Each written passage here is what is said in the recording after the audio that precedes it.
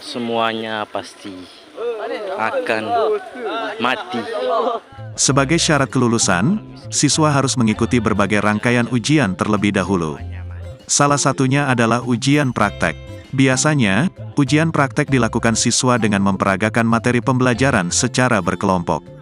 Misalnya materi mengurus jenazah di mata pelajaran pendidikan agama Islam. Seperti yang terlihat pada video yang diunggah akun TikTok @ditri1.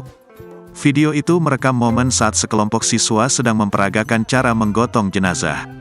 Beberapa siswa SMA terlihat menggotong keranda yang ditutupi dengan kain putih. Di dalamnya, terdapat siswa yang berbaring sedang berpura-pura sebagai mayit. Menjalani ujian praktek, sekelompok siswa yang menggotong jenazah pun terlihat sungguh-sungguh. Tentunya hal ini dilakukan mereka agar bisa lulus ujian dengan nilai yang bagus.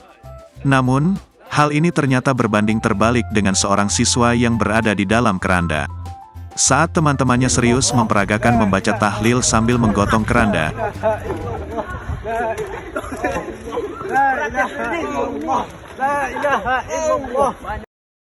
Semuanya pasti akan mati. Orang kaya mati, orang miskin mati, raja-raja mati, semuanya mati.